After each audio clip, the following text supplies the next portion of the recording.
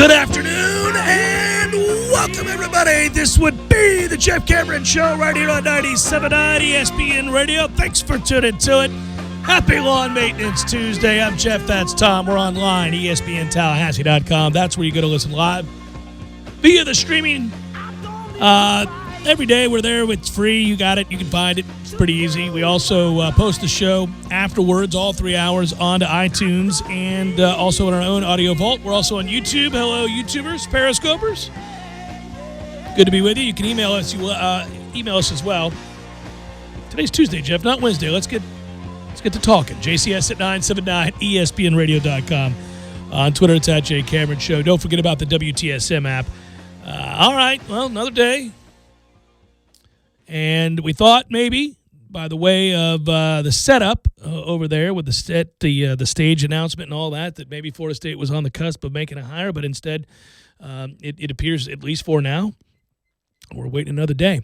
It's fascinating, real quick, to get into that. And you got 2 hours of Seminole Headlines coming up where we look back on the year, look at the coaching search, look ahead, and all the work Florida State has to do. I think that maybe not competing thoughts happening simultaneously, but entertaining several along the same timeline. Yeah, bottom line is I don't think that Florida State has butchered this in terms of the search. Like, I keep hearing this described in some way as a cluster, and maybe it is, but there's a chance it's not, and I'm not here to defend it or not per se.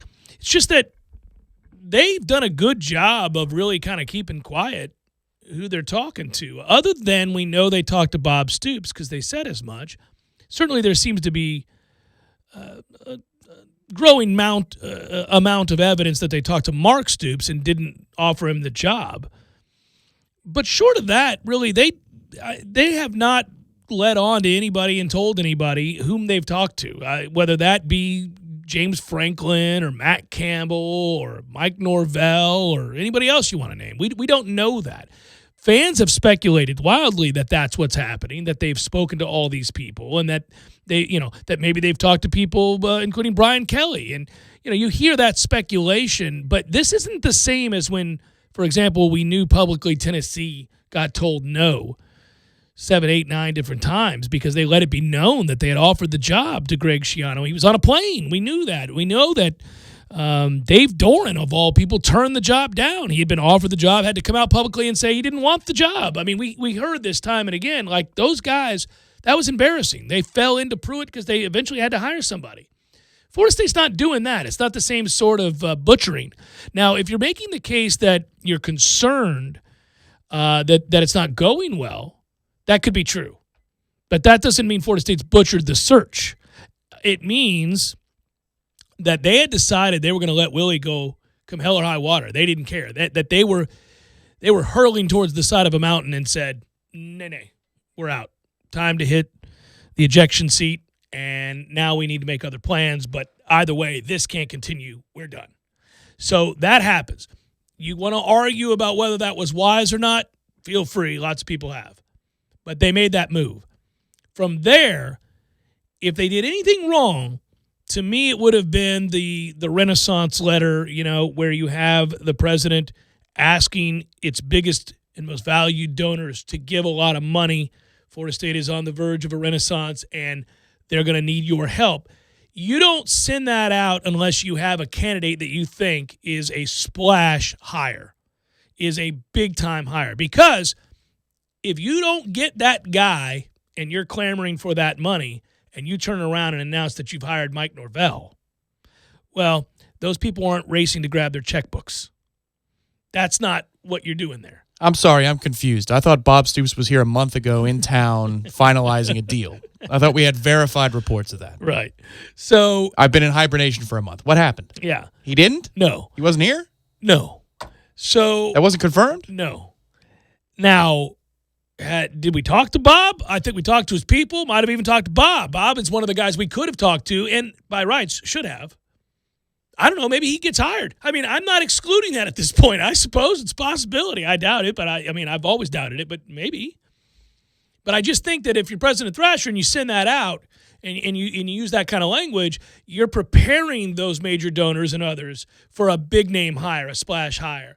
And if you hire Matt Campbell or Mike Norvell or somebody of that pay grade, if you will, that's not the thing that's going to move the needle to get everybody to sign up for season tickets and to donate a large sum of money. It's not. Bob Stoops is, but those guys aren't. And they may both be great hires. I don't know. I mean, time will tell. We'll see. Well, Campbell's out because he had the extension today. Correct. You know what I mean, though, when you're going through the process. I just think that, in that situation, you may not want to send that request, that email, that letter, if you don't know for certain that you're getting a big name. But that might be the only misstep. I mean, maybe the situation is exactly what they knew it to be, which is that this is currently untenable. We're going to have to make a move. We're going to continue to lose games and lose donations and season ticket sales if this continues. We can't go another year with this coach, so we're going to let him go now. We're going to cut our losses. It's sunk money. And we're going to go about the process now of getting a head start and trying to formulate a plan to bring in this guy, this guy, this guy, this guy, this guy. Here's the list of people we want to talk to, whomever they may be. And it may very well also be that in that search, you're not getting yeses from the guys that you had hoped to talk to and convince to take the job. Not through something you're doing wrong in the process, but because of the situation. This is not the most stable of environments. The money is such in college football now that the day in which Coach A is at a mid-tier program making $500,000 and has just now been offered to come to this elite program that can pay him $2 to $3 million, those days are over. Guys at Power 5 schools, even places like Iowa State, are making millions of dollars. Can they make more at a place like Ohio State or Florida State or what? Yes. But I say this to you, Tom. If I make $4 million a year and you make $2 million a year, we're eating next to each other at the same club. You live in my neighborhood. Okay? It's not like the contrast is such that you cannot turn it down if you're happy. You know what I'm saying? You are at a place where I'm content. I'm young. I've got an idea of what I'd like for the next 10 years to look like. And I'm cool with staying here for another couple because, I'm not making $400,000 and being offered $5 million. I'm making 2.8 and they're offering 4. I'll live if I don't like their situation. I'll stay right here because I have stability. I don't know who I'm working for next year if I say yes to them. So Florida State is up against some things here with an outgoing president and, by rights, an interim AD. So you have a situation there where people aren't going to just automatically say yes. Now, you could say, well, didn't they think that through before they fired Willie? Perhaps. I'm sure it was brought to their attention, at least by the search firm. You're up against some things here. Sure you want to do this? Yeah, we are. This has to end no matter what. Yeah. Now let's go through the process. No, I still think you can argue this is a cluster, though, because you have a deadline set when should have never publicly said that. Well, that counts. It's a misstep. It's a minor misstep to say we want to do it by the end of November. If you do it the first week of December, are we really going to be that pissed? But then you want to go to the media and say that Bob Stoops is a candidate, then he's not a candidate. You want to go on record and say those things. You want to send out the Renaissance deal. And then the yesterday thing where they've taken down the stage. So they set up the paint job on the field, and they know that somebody's coming eventually. So that's fine. But then the press conference set up with the drapes and the backdrop. Mm-hmm. It's all ready to go. But then they took it down. You might as well just leave it up. The hell? Yeah, I'd leave it up. You're signaling that, oops, wait a minute, we thought somebody was coming. Well, but no, they're not. Okay, so let's find out here. Now, look, at the end of the day, they'll announce somebody, and we'll decide whether the process was convoluted, a mess, or a grand success. I mean, they set their own standards that they didn't live up to. Now, they could still get like choice D, for example. It could be Fickle for all I know, and maybe the guy would work. Yeah. Maybe he would work. Right, We won't know for 2 years, but by the standards and or judgments that they laid out for themselves on the dais when they fired Willie Taggart and Coburn spoke before the media and subsequent quotes in the press, they haven't lived up to what they said they were going to deliver. And then you got the Renaissance deal out there, which is also a big promise letter. Well, that's to, of course, the elite boosters that gets out, but that's not like a statement to the press. That's important not to piss the boosters off and set their expectations higher than what you actually delivered. That could be a terrible mistake, and I allowed for that in the opening. But that is not the same sort of thing as offering the job to 8 different people, publicly being turned down by everybody and settling on Jeremy Pruitt. Sure. I'm not saying it's Tennessee 1-1, but it's not exactly like it was. I also don't know that did they ever publicly say that Bob Stoops was not a candidate? The Democrat reported that, but I believe there was a quote attributed to Coburn in that article.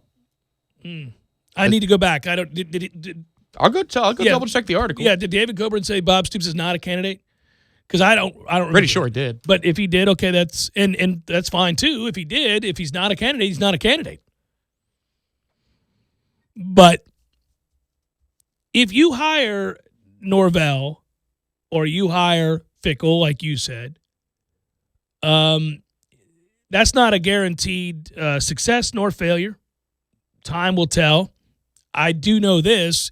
It's not going to be the splash hire that people were hoping for.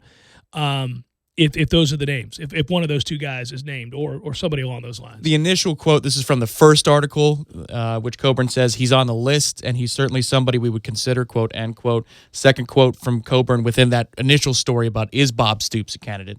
Rumors we are close to an agreement with Bob Stoops are untrue. We are on schedule to have someone in this position by the end of the month. Chances of things happening, something happening this week are virtually zero. That was dated November 5th. From the Democrat. I'll go get the second one. Yeah, okay. So far no problems there. There's no misstep there at that point. Look, all I'm getting at is we're all growing incredibly impatient, and the frustration amongst this fan base is they want answers, and we all want answers in the wake of a horrible season, and there are grave concerns that this is being botched. It doesn't necessarily mean that it is being botched. Doesn't mean that it isn't. I know it doesn't do a lot to quell the nerves, but every time, you wake up and you think, okay, today's the day, and then it doesn't happen, the anxiety levels grow in this fan base. And I'm not so sure that there's anything that should continue to make that happen other than, it's not in accordance with the timeline we wanted. Or needed just to satiate the appetite for the news. You got to be careful. You got to vet these things. Last time they acted too hastily, as it turned out. You want to get this one right. And if that means, that the mistake was perhaps President Thrasher's request, then so be it. But that's relatively minor. I don't. It's not a splash. It'll let those people down, but it's nothing. Well, but the thing is, Bob could be the hire and everybody front loads the cash that they bring in, and that would be a good for the university no matter what. That's something that would be positive, tangible, and you can't take that money back after you donate it. It doesn't mean that he's going to win, 10, 11 games in the first 2 or 3 seasons. He could still have just as many problems as a Norvell would, but we feel better about it because the name is Bob Stoops, and we feel like it brings instant credibility. A steadier hand is holding the steering wheel. Right. He's had success at big-time programs. But it might not be actually in reality any different. Did the second article say, is there any I'm looking for it. No, what I got so far is citing 2 unnamed sources within the athletic department. Yeah, what I'm saying is that I don't think that they've screwed this up in the sense of what they've said publicly. I don't think they said this guy was a candidate, then he wasn't a candidate, and now no longer or is. No, I don't. That hasn't happened. There's been wild speculation. We assume there are connections and sources for all of those statements being made. I got it. We all talk to our people. Everybody's got a sense that this guy knows more than the next guy and he's being led down the right path. But I'm not so sure that's true. I think there's a lot of intentional disinformation out there. Well, there's no question about that. Yeah.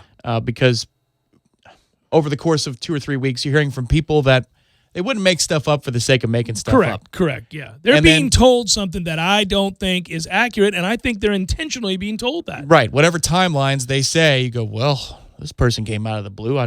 They've got no reason on They've this never earth made to stuff up like randomly that. Yeah. speculate about something. Sure, they're more responsible than that. And then the timeline passes and nothing occurs. And you're saying, well, Jesus. Yeah, man. Hey, listen, I've heard from some major boosters who were pretty certain they had a handle on this thing, and then it didn't turn out to be that way. And now they're kind of looking in the mirror, wondering where they sit on the totem pole, right? I mean, that's true of a lot of people right now in the upper crust of the booster organization, which is already going through transition.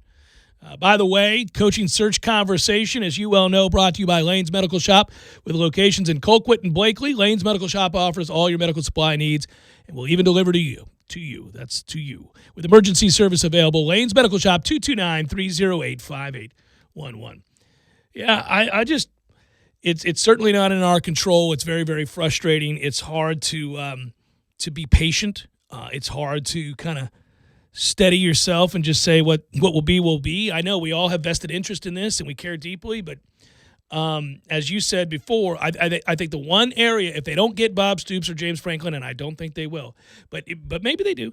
If they don't, that's the one thing they'll have to answer to the mega boosters about. You know, they kind of led on that they were getting a big name, and then they didn't. One final footnote: I found the report from Jim Henry. It cites 2 unnamed sources within the athletic department.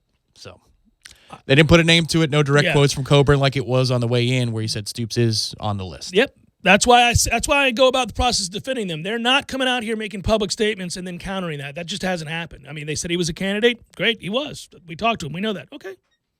That's good. Now, the mistake may be they thought they probably had him. I mean, hence the Renaissance letter. Right. They assumed they were going to get him. That might have been the mistake, and that'd be on President Thrash. Well, and one would think, too, that he was obviously the leading candidate they thought they would get for another reason. End of the month. You know, December 1st is Sunday, this past weekend. And if you're trying to hire somebody who is, actively coaching somebody else, you can't. How are you finalizing negotiations? Yeah, you couldn't have. You before would have, month end. No, you would have. I think that's the one area where they probably should not have stated publicly that they wanted to. Well, you can say that you want to hire somebody by the end of the month. That sets up this expectation, which leads to the speculation, which leads to the frustration when it doesn't happen, which I probably would have not made that statement publicly, even if that was my intention, if only because if Bob Stoops says no and one of the other guys you want is actively coaching, then it's not a realistic timeline. It's going to be the first week of December. So, it's a minor thing still, but, that's a misstep. Just like, you see these public statements occasionally and you think, did you really need to say that? Right. You could have just said nothing. Yeah. But the thing is, with the early signing period, every day matters. If you're trying to salvage something in the recruiting class. Yeah, I'm doubtful we're going to salvage much because let me tell you, the other factor in all of this, at least in terms of what remains, is how many people are going to be entering that transfer portal from FSU. That roster has got to be flipped. And man, this could be a lost. I'm sure you guys probably hit on it in headlines today, but I did see, in response to Corey Durden's tweet that was out temporarily yesterday that said he's going to be weighing his options. Ira speculating that, kids around the program consider the NCAA, might give them immediate transfer eligibility, even if they're be 3 coaches in 4 years. Right, or whatever. right, because of the hardship and the lack of continuity. If they said yes to Jimbo Fisher and now the next coach is going to be Mike Norvell or whoever. They do have a right at some point. That's why I stressed yesterday my main frustration in all of this is I feel bad for the kids.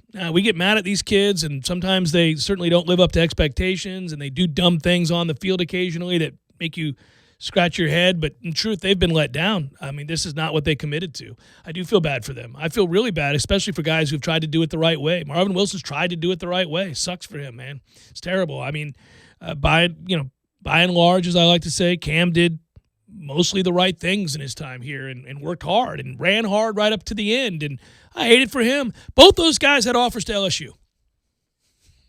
I mean, it'd be a different kind of 2019. That's a toughie, right? I feel for them. LSU would have liked to have Marvin Wilson, especially. Man. That defense could use a little bit more instant pressure. Yeah, I mean, that's I feel for the kids, I do. But I've already kind of, in my mind, it's about the start over. I'm ready to go. I want to know who the name is. I'm not losing sleep over this. I don't think I could be wrong. And if I am, great. If they come out of nowhere here and it's been Bob Stoops all along, wouldn't that be great? Okay, I'll allow for that. But in truth, I just, all right, if it's Norvell, if it's somebody of that caliber, that's fine. Doesn't mean it's a bad hire at all. Doesn't mean it's a great hire. Certainly his resume looks good. He's had great success there, but I'm waiting, man. I'm 2 clicky pins with you here. It feels like Mark Reynolds is at the plate. You got 2 outcomes. One of them's good. Yeah. I just don't know how likely it is. All right, so we failed to mention this, or I failed to mention this in all the coach talk, is tonight, big game against Indiana, Florida State. What is Indiana? We'll talk about it next. We'll do a court report. We love doing that for you. That'll be the remainder of this show. Then we'll turn it over to Seminole Headlines. So let's come back and talk Florida State basketball, shall we? That's next.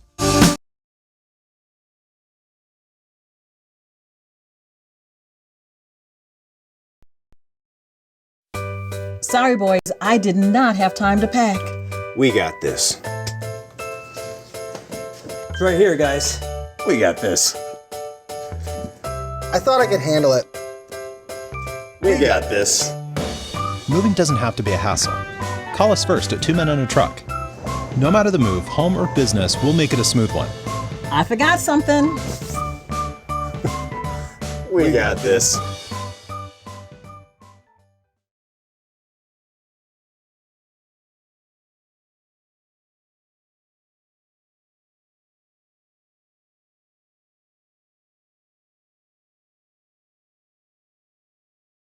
Available on demand at ESPNTallahassee.com and on iTunes today. The Jeff Cameron Show podcast is brought to you by Garnet and Gold of Tallahassee. When you buy FSU apparel, support local business. GarnetandGold.com. Thursdays are Friday Eve, and that's a reason to celebrate. No matter what you're looking for, they've got you covered every Thursday down in College Town. Centrale offers 50% off select pizzas all day, every Thursday. Or you can stop by Township for Taco Thursday. $2 house tacos, $2. Madison Social offers the social agreement. You and a buddy can split one Aurora wings, 2 Madso burgers, 2 bourbons, 2 proof Madison Socials, all for just $40. See what they did there? And don't worry about parking. Plenty of spaces available in the parking deck or surrounding lots. Check out all the Thursday College Town deals right now on ThursdaysInCollegetown.com.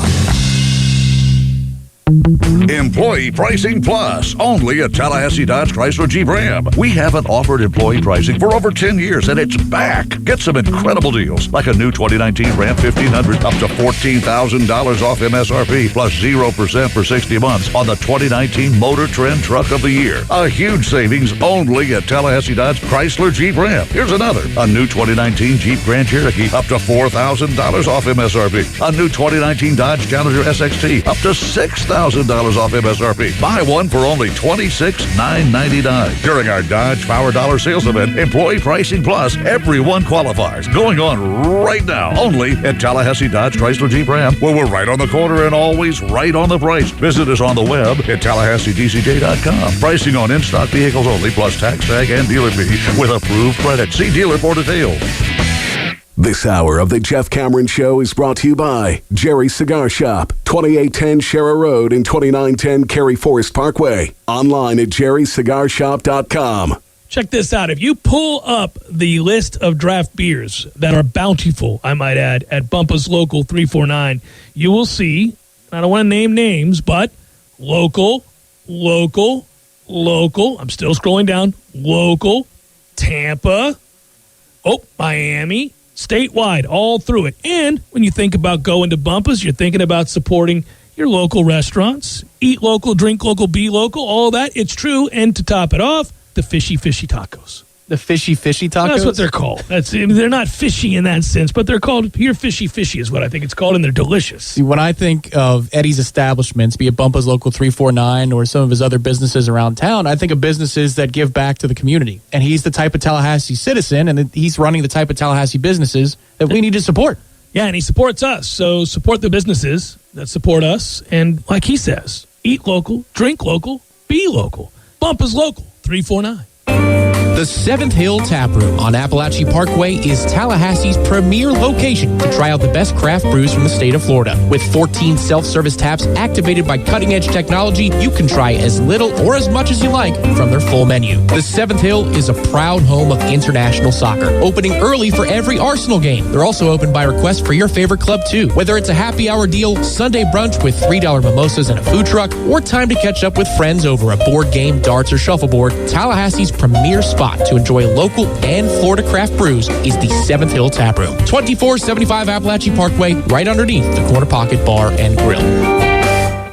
Need help moving? Two Men and a Truck Tallahassee provides professional home and business move services, both locally and long distance. For your next move, visit twomen.com or call them at 850-224-2232. Two Men and a Truck, the movers who care. The Starlight Lounge presents An Evening with the Progressive Box. I took a bit of a risk singing that song, but of course the one place I never take chances is the road, where Progressive Snapshot rewards your safe driving. A good driver plus Snapshot equals big discounts. And speaking of math, 1 + 1 = 2, little too late. Progressive Casualty Insurance Company and Affiliates. Snapshot not available in California, North Carolina, or from all agents. Hey, Seminole fans, fall is here, and Garnet and Gold has a great selection of brand new FSU fall apparel in stock right now. Long sleeve t-shirts, jackets, fleece, and sweats from brand names like Nike, Champion, and many others. Get your fall on at Garnet and Gold, owned and operated by Seminoles for Seminoles for nearly 40 years at all 3 Garnet and Gold locations, West Pensacola Street, in Killarn near Fresh Market, and on Governor Square Boulevard, or shop online 24/7 at garnetandgold.com. Shop local and go Noles. This is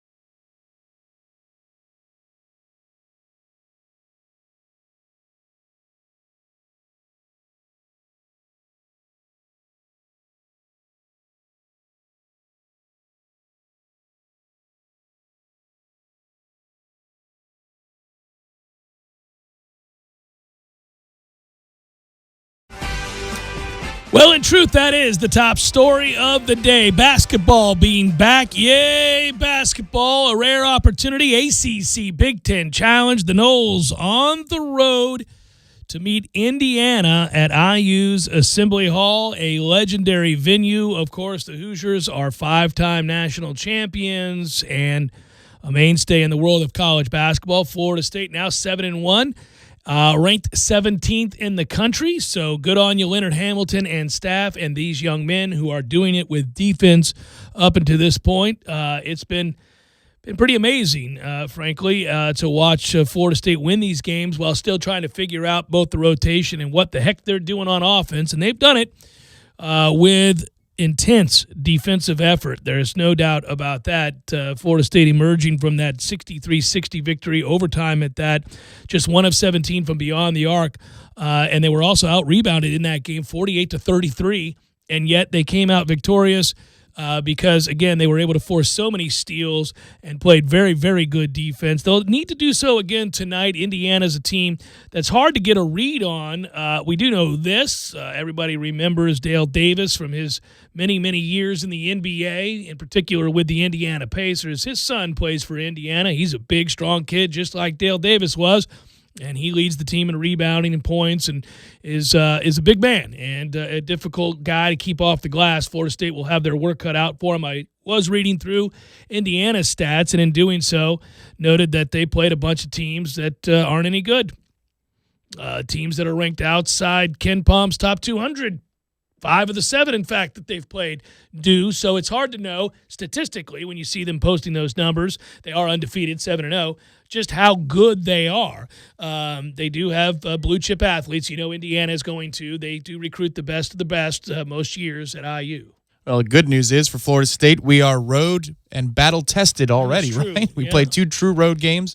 And then, of course, over the weekend, neutral site games against really good teams. A top 20 Tennessee opponent, and then Purdue, who was favored to beat number 20 VCU the night before. So, I mean, quality teams. This isn't the lower end of a, you call them Power 5 in football, but it's not the lower end of the Big Ten, the lower end of the SEC. These are bona fides that we've beaten, and we held them to under 34% shooting in each game. Yeah, it's something to behold. I mean, again, creating that many steals, 16 in that last game, is rather remarkable. I would say this, if you're looking for a guy to be nervous about tonight, in addition to Trace Davis, Jami Durham is a kid that can really shoot on the season.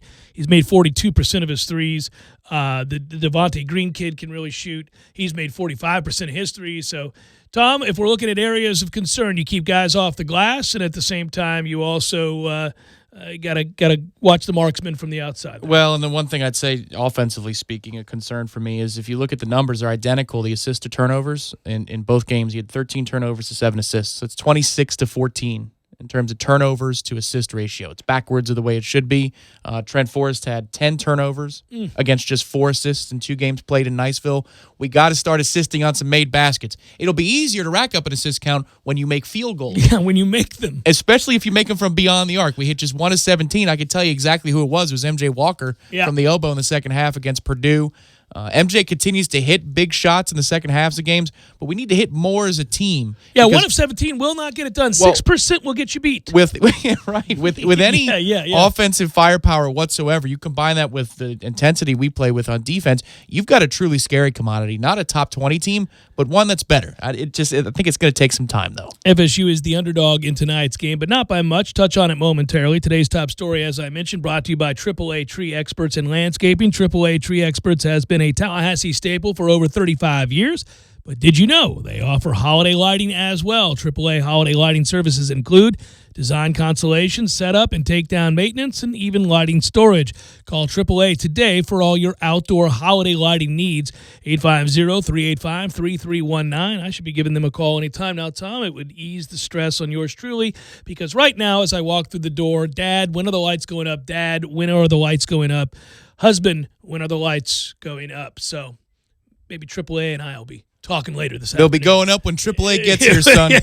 That's how that's going to work. That could be the new tradition. He'll be excited when the AAA truck pulls up. Yeah, absolutely. Florida State, as I mentioned, an underdog tonight, 2.5 points. That's it on the road. That'll tell you about the respect that Florida State's garnered up until this point. By the way, the game tonight, 9 o'clock, ESPN2 if you're watching at home. So it's a late-night game, but I'm actually looking forward to it. Getting cozy in, the main recliner there, 30-something degrees outside, maybe a hot toddy and a little Florida State basketball as we take on Indiana. Okay, I'm down with it. In a really cool atmosphere. Wish we could make the trip for this one. It's just in such an obscure place in the schedule, it doesn't make a whole lot of sense. Yeah, difficult. But this building has a whole ton of history in it. We haven't been afraid as a program under Leonard Hamilton to come up with big moments in big arenas, but this would be a new one, and it's kind of nice to not play a Northwestern team that's in a high school gym in the ACC Big Ten Challenge on the road. We're playing in a real place. Yeah, a place I've actually been to, one of the very few storied venues that I've had a chance to see an actual basketball game in. I went there many, many moons ago now, but good times. Been over 20 years. Looks like it's, in terms of just the photo from the upper deck, it looks like you're combining Fisher Lecture Hall over in the Bowtie building, and that's the way they have it set up for the acoustics. It's got to just spill onto the court the way they have it set up. Yeah, and I think that some changes have been made since I was there a long, long time ago. So I just know this, that that's a place that when you think about college basketball in general, you think about certain universities, certainly the Blue Bloods, that are synonymous with the history of the sport, and this is one that leaps off the page. I know they haven't been what they once were all those years ago with Bob Knight leading the way, and we miss old Bob Knight. Do we? I mean, we do. Maybe not for the right reasons, but just the comedic value that he brought to the table. But you have that. Well, we still have to get into who we actually think will win, and some further looks into the matchup will do so. But I want to remind you that you can get signed up right now for the bowling tournament. And I bring this up because, man, already it happened today, Tom. I was here doing Seminole Headlines, just got done doing that with the fellas, and that'll be coming up at 4 o'clock. And I talk all the time about, when we have the bowling tournament, the JCS annual holiday bowling tournament this year at Capitol Lanes, sponsored by our friends at Tri-Eagle Sales, that I'm always so impressed with the community of givers, the people of Tallahassee who come out to help out kids who wouldn't otherwise be able to open gifts on Christmas. And we're talking about the children of the Guardian Ad Litem. And we get gift cards, and we need a lot of gift cards, by the way, because there are a lot of older kids that oftentimes get overlooked, and this allows them to pick something that they would want. But also the toys that go to the younger kids. People immediately respond, and it happened. One day after making the announcement, I opened the door today. Gentleman who helped out last year, helping out again this year, walked through the door, man, in very few words, handed us $200 in gift cards, Tom, to Best Buy and said, thank you for doing this. I said, no, thank you. He walked out, and that was it. That's simple. So if you can't participate, is my point, and you like to help out in some way, here at the station is a good way. Come on by. We'll make sure that it gets to Deborah and the fine folks at the Guardian Ad Litem. So thank you to all of you who help out, and those who are planning on signing up a team. You can do that on the website right now, espntallahassee.com. It's right on the front page. It's pretty simple. Just assemble your team of 4. We don't need single people applying from the same team. So just assign a captain amongst your group, and then the captain can do all the filling out for us. We get an email. It gives us the list of the team names, and you'll be good to go. Capitol Lanes, December the 20th. Remember, we'll feed you, too. Starts at 7 o'clock. That's when the rocks start rolling. They usually give you some time to warm up. Yep. But then we'll also have food for you as well. Some wing eating, some beer drinking, some celebrating, and toy collecting. Good times. When we come back, let's check on some Knowles around the NBA. These days, there's plenty of them. We'll do it next on the Court Report / Jeff Cameron Show, 97.9 ESPN Radio. Sorry, boys, I did not have time to pack. We got this. It's right here, guys. We got this. I thought I could handle it. We got this. Moving doesn't have to be a hassle. Call us first at 2 Men and a Truck. No matter the move, home or business, we'll make it a smooth one. I forgot something. We got this.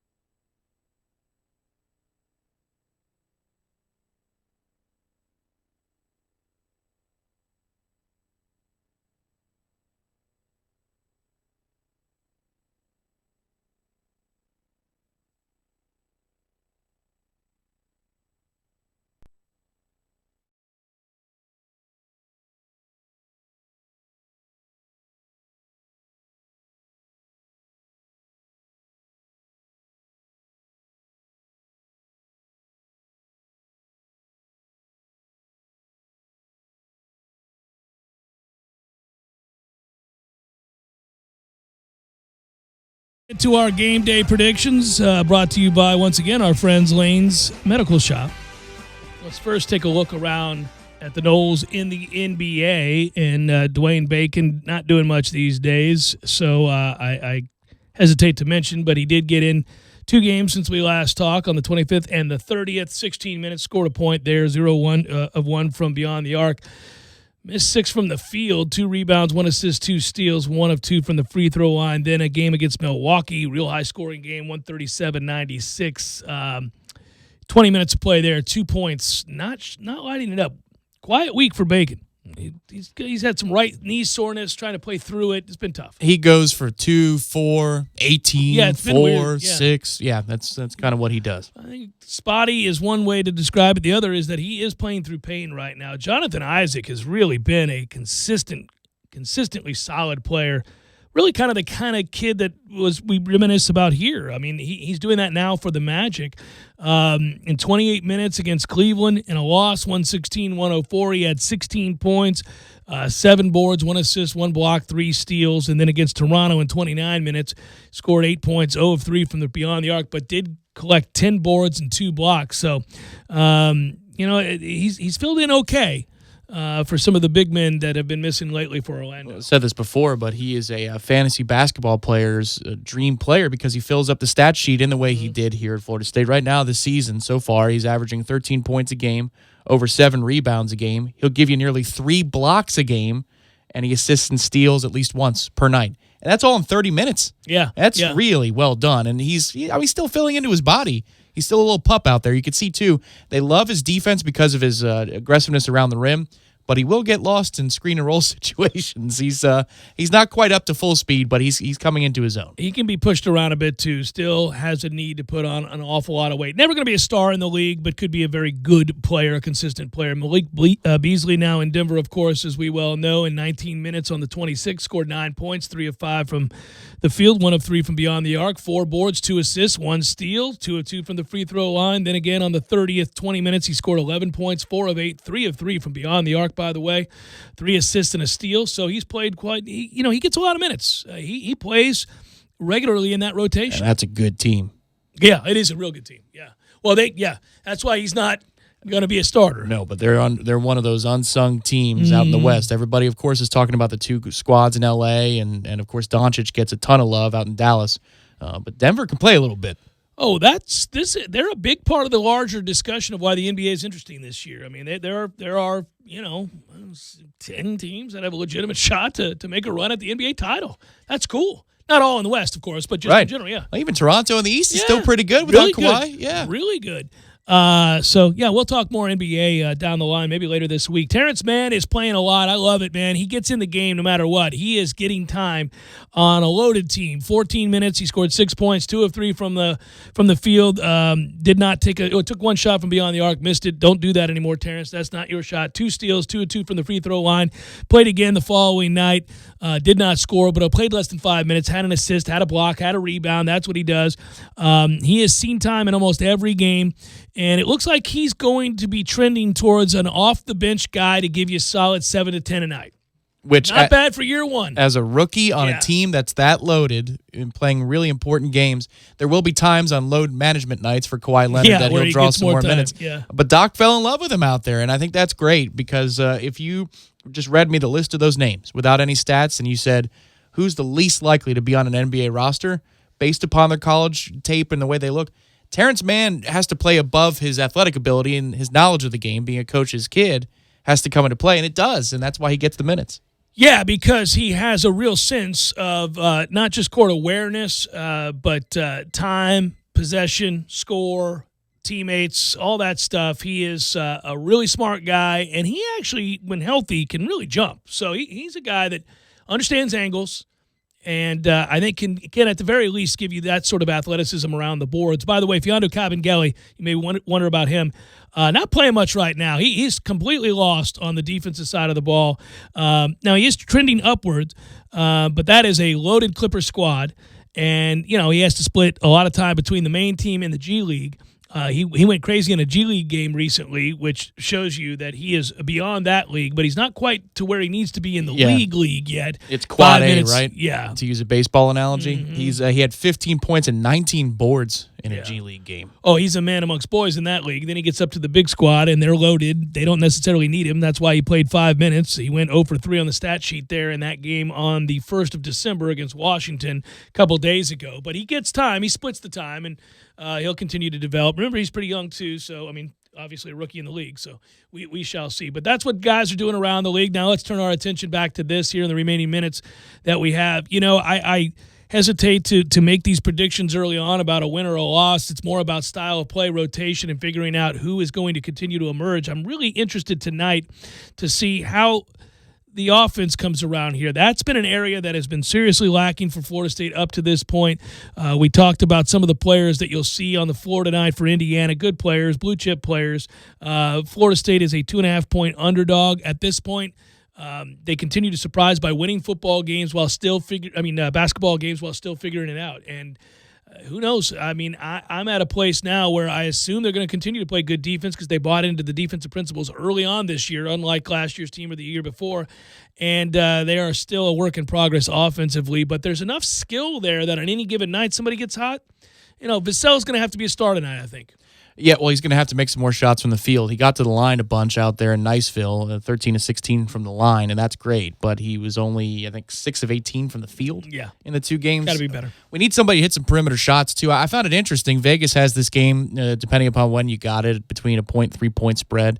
But the total was right around 137.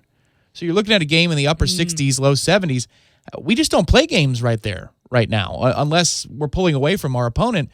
If this thing's going to be close, it's going to be a lot lower scoring than that. So why would Vegas have the handicap that high? Well, Indiana gets to the free throw line a bunch, and if we're going right, we get to the free throw line a bunch. So there might be a lot of foul shots tonight, and that doesn't make for good basketball. But then again, we're not playing aesthetically pleasing offensive basketball as it is. You just love us because you love our effort and our commitment to playing team defense and doing that 8-9 deep in the rotation. I think that you nailed it just now when you noted the style of play we're going to see tonight. I think this game ends up mirroring a lot of what we saw against Purdue, and you're right, it's not particularly fun to watch that, but it's our team, and they're one that wins, and they work awfully hard, and that's something you can be excited about any given night, whether the style of play is aesthetically pleasing or not. Hey, listen, most years, the last 3, it's been really a joy to watch this team get out and transition, play above the rim, attack, play smart. They can still do that. They're just not there yet. Well, I think, the difference between this group and the Junkyard Dog defense teams from a decade ago, the upper end of those teams was a transfer like a Tony Douglas or a Chris Singleton. And, that was it. You needed those guys to be absolute monsters and efficient players in the offense. But this team has a lot of potential scorers on it. Devin Vassell didn't forget how to shoot.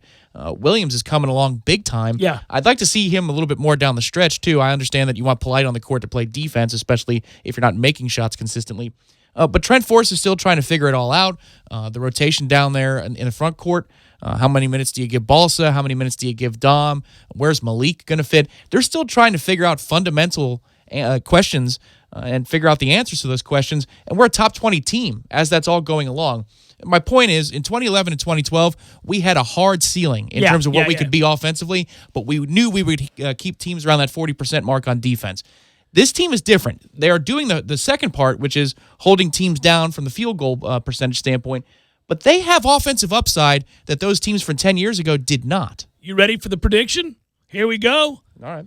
Brought to you by Lane's Medical Shop with locations in Colquitt and Blakely. Lane's Medical Shop offers all your medical supply needs and will even deliver to you with emergency service available. Lane's Medical Shop, 229-308-5811. 64-63, the Noles. Oh, geez, pull it off in a squeaker in Indiana and Bloomington. And the folks go home angry with their first loss of the year. Yeah, it's they're all close, aren't they, when you can't really pull away offensively. Yeah. I found it interesting that we score 5 points in an overtime. We win the game fairly comfortably. Well, yeah, we held them to 1 of 8. We held them to two total points in OT. I don't know. I'm filibustering here. Give me 68-63 Noles.